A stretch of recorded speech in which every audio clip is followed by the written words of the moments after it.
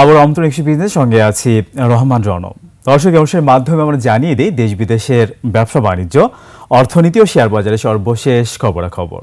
দর্শক, শুরুতে জানিয়ে দিচ্ছি দেশের পুঁজিবাজারের সর্বশেষ খবরাখবর, শেয়ার বাজারের সর্বশেষ তথ্য নিয়ে অপেক্ষা করছেন সহকর্মী রাজীব জামান। চলে যাচ্ছি তার কাছে।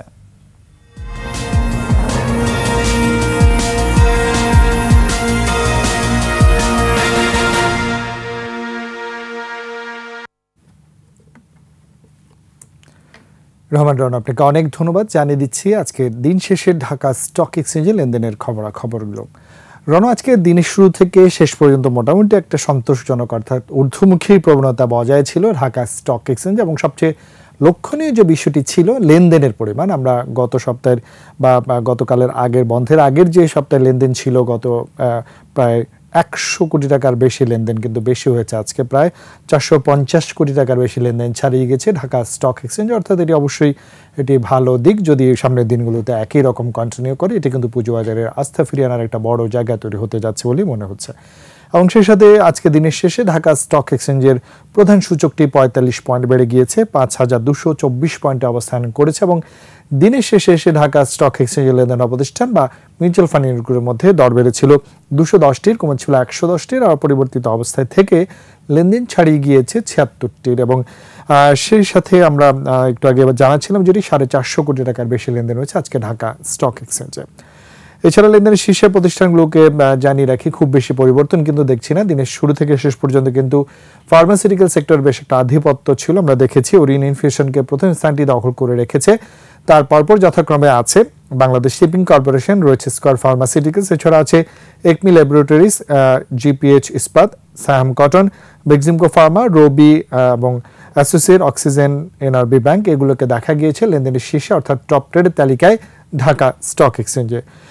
সে সাথে শতাংশ হিসেবে মূল্যবৃদ্ধির তালিকা অর্থাৎ টপ গেইনারের তালিকা যদি আপনাকে জানাই, শতাংশ হিসাবে সবচাইতে বেশি দর বেড়ে লেনদেন হয়েছে। তার মধ্যে ছিল বাংলাদেশ শিপিং কর্পোরেশন, প্রায় 10% কাছাকাছি দর বেড়েছিল। তারপর আছে জিপিএইচ ইস্পাত, জেমিনি সি ফুড, হামি ইন্ডাস্ট্রিজ, এটিও প্রায় 9% বেশি দর বেড়ে লেনদেন হচ্ছে।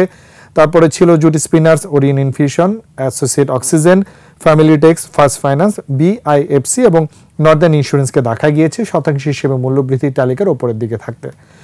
এছাড়া এর বিপরীত চিত্র যদি জানে, অর্থাৎ সবচেয়ে বেশি শতাংশ হিসেবে দর হারিয়েছে যে প্রতিষ্ঠানগুলো ঢাকা স্টক এক্সচেঞ্জে আজকে দিনের শেষে এসে, তার মধ্যে ছিল মেঘনা পেট্রোলিয়াম, এছাড়া রয়েছে giant spinning, miracle industries, new line ক্লথিংস, ICB second NRB mutual fund, রয়েছে স্ট্যান্ডার্ড সিরামিক। এগুলো সবচেয়ে বেশি দর হারিয়েছিল আজকে দিনের শেষে এসে। এছাড়া ছিল RD food, LR global first mutual fund, এগুলো সবচেয়ে বেশি দর হারিয়েছিল ঢাকা স্টক এক্সচেঞ্জে। তো রণ, যেটা আমি বলছিলাম যে লেনদেনের যে সর্বমোট পরিমাণ, সেটা কিন্তু গত কার্যদিবসের তুলনায় প্রায় 100 কোটি টাকার কিছুটা বেশি বেড়েছে আজকে দিনের শেষে এসে, এবং সূচকও বৃদ্ধি পেয়েছে প্রায় 45 পয়েন্টের মতো, যেটি অবশ্যই একটি ভালো দিক। দেখা যাক আসলে সপ্তাহের অন্য যে দিনগুলো রয়েছে আর বাকি, সেগুলোতে আসলে অবস্থান কি গিয়ে দাঁড়ায়। তো রণ, এই ছিল আজকে দিন শেষের ঢাকা স্টক এক্সচেঞ্জের লেনদেনের খবরাখবর।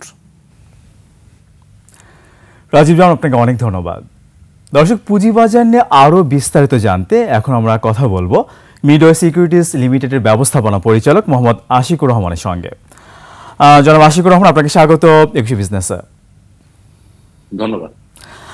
আমরা দেখলাম যে আইসিবি 3000 কোটি টাকা তাদের অ্যাকাউন্টে যুক্ত হওয়ার পরে আমরা দেখছি যে গত কার্যদিবসে বেশ একটা ভালো ট্রেন্ড ছিল ইন্ডেক্সে। টার্নওভারটা আজকে আমরা দেখলাম যে বাড়লো, প্রায় 150 কোটি টাকা বেড়েছে।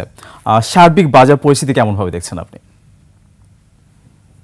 3000 কোটি টাকা আইসিবি কে যেটা দেওয়া হয়েছে, আমি মনে করি যে হয়তোবা আইসিবি যদি বিনিয়োগকারী বা অ্যাটলিস্ট মার্কেটে যদি একটু ভালোভাবে জানায় যে এই টাকাটা কি অ্যালোকেশন করবে, তাহলে মার্কেট একটা প্রাইসিং ইন করতে পারে।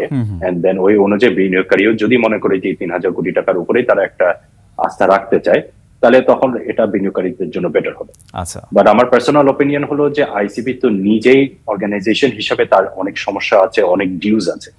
এটার সিগনিফিকেন্ট পোর্শন মার্কেটে অ্যাকচুয়ালি কতটুকু ইনভেস্ট হবে আর কতটুকু তারা তাদের নিজস্ব লোনে পরিশোধ করবে, এটা জানলে আমার মনে হয় সবার জন্যই বেটার হবে। এই টাকার উপরে নির্ভর করে যে মার্কেট মুভমেন্টটা করা উচিত, এটা ভেরি ইরাশনাল। সেটাই। তবে নীতি সহায়তা তো আসলে লাগবে। আমরা দেখেছি যে নীতি সহায়তার ফলেই কিন্তু পার্শ্ববর্তী দেশগুলো পাকিস্তান অথবা ভারত অথবা শ্রীলঙ্কাতে দেখেছি যে একটা বুমিং অবস্থা। তো সেক্ষেত্রে আরও কিছু নীতি সহায়তা আমরা প্রত্যাশা করতেই পারি। আমি একটু আসতে চাই অন্য একটা সেগমেন্টে, সেটা হচ্ছে বিসেকে যে টাস্ক ফোর্স গঠন হয়েছে, তো সেটি তো আসলে অনেকদিন হয়ে গেল, 3 মাস হয়ে গেছে, আরও মনে হয় সময় লাগবে, তারাও বলছে। তো এইখান থেকে যে দিক নির্দেশনা আসবে সেই অনুযায়ী আসলে বাজারে আসলে কিছু ভূমিকা রাখতে পারে এসিসি। তো এটিকে আসলে কিভাবে দেখছেন? তাদের জন্য তারা ওয়েট করছে, সময় ক্ষেপণ তো একটু হচ্ছে, আমরা শ্বেতপত্র দেখলাম 3 মাসে কিন্তু প্রকাশিত হয়েছে। কিভাবে দেখছেন বিষয়টিকে?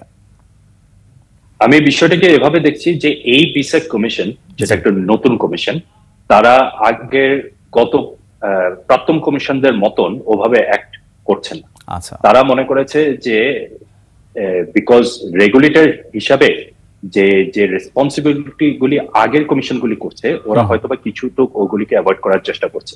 যেরকম আগের কমিশন গুলি চিন্তা করছে যে বাজারকে ভালো রাখা, সবসময় বিনিয়োগকারীকে পজিটিভ একটা সেন্টিমেন্ট দেওয়া, মার্কেটকে পজিটিভ রাখার জন্য যে কাজগুলি করেছে, হয়তোবা করতে গিয়ে কিন্তু অ্যাকচুয়ালি অনেক রকমের ভুলগুলি হয়েছিল।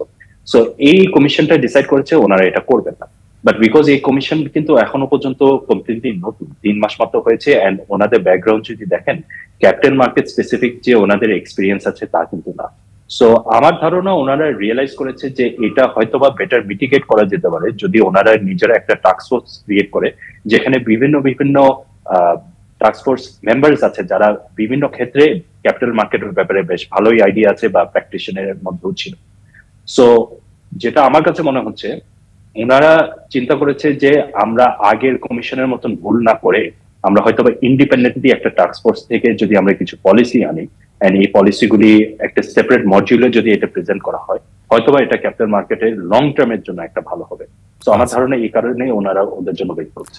আচ্ছা, বিনিয়োগের স্বার্থ যেন রক্ষা হয় সেজন্য আসলে তারা খুব ভালোভাবে জিনিসগুলোকে আসলে দেখছেন। তো একটু জানতে চাইবো যে ওনারা সময় নিয়ে কাজ করতে চাচ্ছেন, ওনারা কোনো ইজি কুইক ফিক্সের জন্য চাচ্ছেন না, কারণ ইজি কুইক ফিক্স এই মার্কেটে সাস্টেইন করে। কিন্তু আমরা এরই মধ্যে দেখলাম যে অনেক জরিমানা হচ্ছে, অনেক কিছু কিন্তু তারা নিয়েছে আসলে সিদ্ধান্ত। এইগুলোকে কিভাবে দেখছেন আসলে? সো আমি প্রথমেই যেটা বলেছি যে এই কমিশন আগের কমিশনের মধ্যে থেকে ডিফারেন্ট হতে যাচ্ছে। সো আগের কমিশন যে অ্যাকচুয়ালি বেশ বড় করে জরিমানা করেছে তা কিন্তু না। এটা নিয়েও কিন্তু আপনারাও অনেকবার রিপোর্টিং করেছেন যে হয়তোবা ক্যাপিটাল গেইন ইলিসিটলি হয়েছে 50 কোটি টাকা, ফাইন করা হচ্ছে মাত্র 5 লাখ টাকা। সো এইরকম সিচুয়েশন থেকে আমার মনে হয় এই কমিশন রিয়েলাইজ করেছে যে এই মার্কেটের মধ্যে তো অনেক রকমের ম্যানিপুলেটর ছিল, এদেরকে তো অ্যাকচুয়ালি কোনো ওয়েতে মনিটারিলি পানিশমেন্ট তো করা হয়নি। সো ওরা প্রথমে এসে হয়তোবা ওদের সাইড থেকে অ্যাজ আ রেগুলেটর এই জিনিসগুলি কভার করতে চাচ্ছে।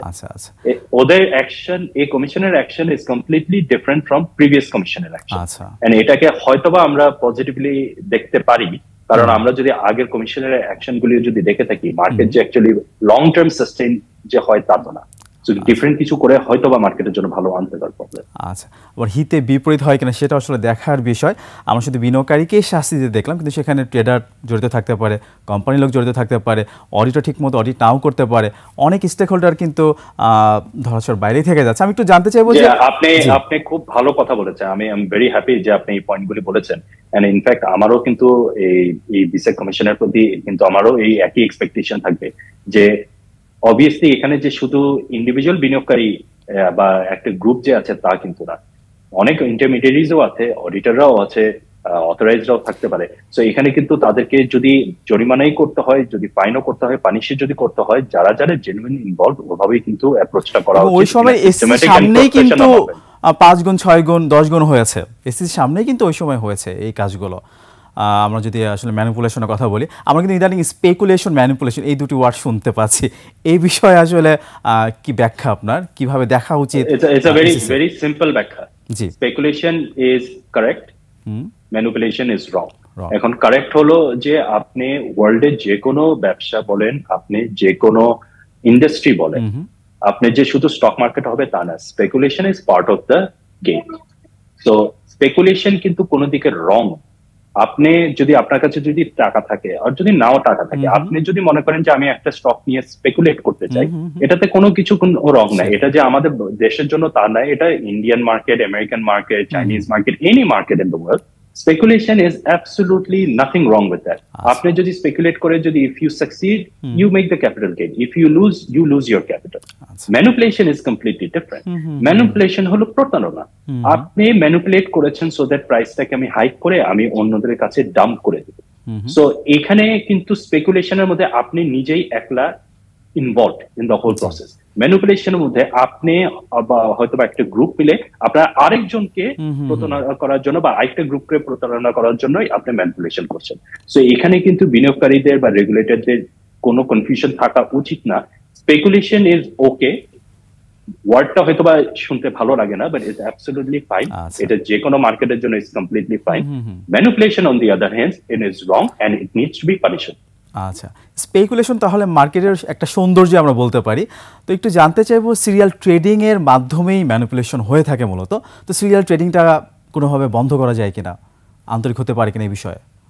অবশ্যই, আমি যেটা মনে করি ইন মাই অপিনিয়ন, ম্যানিপুলেশন ধরাটা আমাদের মতন ক্যাপিটাল মার্কেটে অ্যাবসলিউটলি ইজি। আপনি ম্যানিপুলেশন যদি ধরেন অন্যান্য সেক্টর, ফাইন্যান্সিয়াল সেক্টরও যদি বলেন বা যে কোনো সেক্টরে বলেন, সবচেয়ে ইজি হলো স্টক মার্কেটে। কারণ স্টক মার্কেটে এভরিথিং ইজ ইলেকট্রনিক। আপনার কোন বিও অ্যাকাউন্টে কোন শেয়ার ঢুকছে, কোন প্রাইসে ঢুকছে, এটার ফুল 100% রেকর্ড আমাদের কাছে আছে। ডিএসসি তে আছে, সিডিবিএল এ আছে, রেগুলেটর চাইলে সব রকমের ইনফরমেশন নিতে পারে। এখন এটা তো অ্যাকচুয়ালি নির্ভর করে যে রেগুলেটর এন্ড অলসো ডিএসসি, এখানে কিন্তু ডিএসসিও ইনভলভ আছে, তারা যে রেগুলেশন, ইনভেস্টর প্রোটেকশন, এই ম্যানিপুলেশন ফাইন্ড আউট করে পানিশ করা বা স্টাডি করা, এই জিনিসটা তারা কি করছে নাকি, এটাই তো হলো সবচেয়ে বড় কোয়েশ্চেন। কারণ আপনি দেখেন এই প্রথম পয়েন্টটাই আসলো যে এই কমিশন ডিফারেন্ট করতে চাচ্ছে আগের কমিশনের থেকে। আমরা গত কয়েক বছরেই কিন্তু মার্কেট খারাপও যখন ছিল, অনেক ম্যানিপুলেটররাও ইনভলভ ছিল, মার্কেট যখন অনেক ভালো ছিল তাও আরো বড় বড় ম্যানিপুলেটররাও ইনভলভ ছিল। এখানে আমার পয়েন্ট অফ ভিউতে এটা ফাইন্ড আউট করা কোনো ব্যাপারই না, because everything is electronic, everything can be found through that. So আপনি যদি ওইখান থেকে বের করে যদি আপনি কাউকে পানিশ না করেন, আপনি যদি এক্সাম্পল সেট না করেন, তাহলে অন্য আরেকটা গ্রুপ এসে বা অন্য একজন ব্যক্তি এসে তো এটা করবে।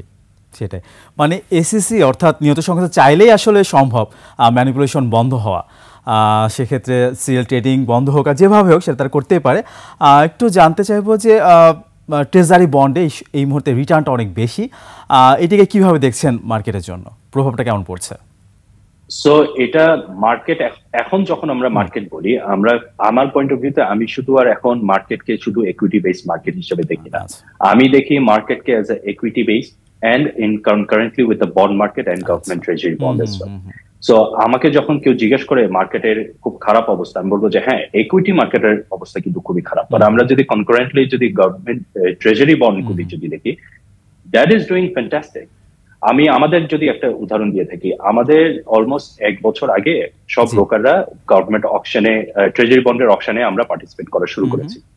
তখনকার সময় রেট কিন্তু ছিল 8 থেকে 8.5%। আপনি যদি 2 বছর 3 বছর 2 বছর 5 বছর 10 বছরের বন্ডগুলি যদি দেখেন, গত 1 বছরে এটা এখন অলমোস্ট 12.5% কাছাকাছি চলে এসেছে। সো যেটা হয়েছে যে আমার যে বিনিয়োগকারী হয়তোবা 1 বছর আগে প্রতি সপ্তাহে হয়তোবা অকশন হতো না, অকশনে পার্টিসিপেট করতো না, তারা 2-3 সপ্তাহ পরে হয়তোবা পার্টিসিপেট করতো 1 লাখ 2 লাখ টাকা। এখন অ্যাভারেজে আমাদের ব্রোকারেজ থেকে অলরেডি অ্যাপ্লিকেশন চলে আসছে আপনার 20 থেকে 30 লাখ 40 লাখ টাকার কাছাকাছি। সো এটা কেন হচ্ছে? It's a very simple thing. আপনি ইকুইটি মার্কেটে দেখছেন ইজ মোর রিস্কি, ইকুইটি মার্কেটে হয়তো আপনার ওই রিটার্নটা দেখছেন না। আপনি চিন্তা করেছেন যে ঠিক আছে, আমি এখন যে টাকাটা আমার আছে আমি এটাকে গভর্নমেন্ট সিকিউরিটি বন্ডস এ দিয়ে দিচ্ছি, বিকজ ওটা হলো অ্যাকচুয়ালি সবচেয়ে মানে লিস্ট রিস্কি বা মোস্ট সেফেস্ট অ্যাসেট ক্লাস যেটা আপনি স্টক মার্কেট থেকে পাবেন। সো এটা একটা কনকারেন্টলি ইকুইটি মার্কেটটা খারাপ, ইকুইটি মার্কেট যে মানে বন্ড মার্কেটে হাই বা গভর্নমেন্ট ট্রেজারি হাই, ওইটার জন্য যে খারাপ তা না, তার অ্যাকচুয়ালি আলাদা অনেক প্রবলেম আছে। বাট এই বন্ড মার্কেট বা গভর্নমেন্ট সিকিউরিটি বন্ড যেগুলি আছে, এটা কিন্তু কিছু কিছু বিনিয়োগকারী যারা ওই মার্কেটে ঢুকতে চায় ওদের জন্য কিন্তু একটা বড় রিলিফ দিচ্ছে। সো ওই জন্য আমরা সব বিনিয়োগকারীকে বলি যে দেখেন, আপনার কিন্তু এখন যে শুধু ইকুইটি মার্কেটকে দেখতে হবে তা না, আপনাকে কিন্তু বন্ড মার্কেটটাও একটু কনসিডার করা উচিত। আপনার পোর্টফোলিওকে ডাইভার্সিফাই করেন, কিছু বন্ড, গভর্নমেন্ট ট্রেজারি বন্ড কিনা শুরু করেন। দেখবেন যে যদি ইকুইটি মার্কেটও যদি নেগেটিভ থাকে, যেটা বেশ অনেকদিন ধরে হয়ে আছে, এটার কিন্তু কিছু রিলিফ আপনি কিন্তু বন্ড সাইড থেকে পাবেন। আচ্ছা আচ্ছা, ইকুইটি মার্কেটও দরকার, বন্ড মার্কেটও দরকার, আরও টুলস আসলে দরকার। আমি একটু জানতে চাইবো যে এসএমই মার্কেটটা যেটা হলো, এটা কতটা দরকারি ছিল? এটাকে কি মূল মার্কেটে যুক্ত করা উচিত কিনা, অথবা 30 লাখের যে ব্যারিয়ার এটা কমানো উচিত কিনা? একদমই শেষ কোশ্চেন। হ্যাঁ, সো এটার বেশ কয়েকটা উত্তর আছে। ওয়ান, এসএমই মার্কেট ইনিশিয়ালি আমরা যখন টার্গেট করেছিলাম রেগুলেশন, এটা মেইনলি স্টার্টআপদেরকে টার্গেট করার জন্য, বাট আনফরচুনেটলি রেগুলেশনটা হয়ে গেছে যে স্মল এন্ড মিডিয়াম এন্টারপ্রাইজকে তারা ঢুকিয়ে দিবে। অবশ্যই স্মল এন্ড মিডিয়াম এন্টারপ্রাইজকে ঢুকানো কোনো সমস্যা না যদি আপনি অ্যাকচুয়ালি জেনুইন কোম্পানিদেরকে যদি ঢুকান। এসএমই মার্কেট নিয়েও কিন্তু আমাদের বোর্ডটা নষ্ট হয়ে গেছে এই কারণে, বিকজ এখানে কিন্তু ভালো ভালো কোম্পানিদেরকে অ্যালাউ করা হয়নি, বা অ্যাটলিস্ট যাদের গ্রোথ পটেনশিয়াল গুলি খুব ভালো ছিল। যেটা হয়েছে যে মেইন মার্কেটেও যেরকম বাজে কোম্পানিকে আপনি pump and dump situation create করে দিয়েছেন আইপিও থ্রুতে, এসএমই তে ওইভাবে ক্রিয়েট করা হয়ে গেছে।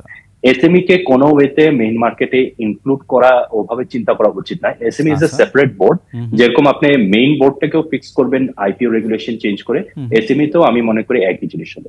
30 লাখ টাকার যে ব্যারিয়ারটা, আমার কথা হলো যে অলরেডি মেইন বোর্ডে অলমোস্ট 300-র উপরে স্টক অ্যাভেলেবেল আছে, যেখানে আপনার 20-30টা স্টক হলো আপনার বাংলাদেশের সবচেয়ে ভালো ভালো কোম্পানির মধ্যে, they are very well run companies. ওখানে মানুষজন, ওখানে বিনিয়োগকারী যদি বিনিয়োগ না করে, তাদেরকে যদি আপনি এসএমই তে ফুল অ্যাক্সেস যদি দিয়ে থাকেন, যে এসএমই কিন্তু less regulated than the main market, তাহলে কি বিনিয়োগকারীর রিস্ক তো অ্যাকচুয়ালি বেড়েই যাবে। সো এটা যে শুধু বাংলাদেশের জন্য স্পেশাল কেস না, বাইরের দেশেও কিন্তু এসএমই মার্কেটে ঢোকার সময় কিন্তু আপনাকে কোয়ালিফাইড বিনিয়োগকারী দেখতে হবে। এই একটা বিনিয়োগকারী সে যদি তার খুব মানে কষ্টের টাকা নিয়ে, যদি খুব অল্প অ্যামাউন্ট টাকা নিয়ে যদি কোনো ওয়েতে সে কনফিউজ হয়ে যদি এসএমই মার্কেটে একটা স্টকে সে যদি বিনিয়োগ করে থাকে, এটা যদি ম্যাসিভলি ফল করে, সে তো বলতেই পারে যে আমি তো টাকা হারালাম, এটার রেগুলেশন বা এটার রেসপন্সিবিলিটি কে নিবে। বাট ওনাকে এই অপশনটা কেন দেওয়া হবে?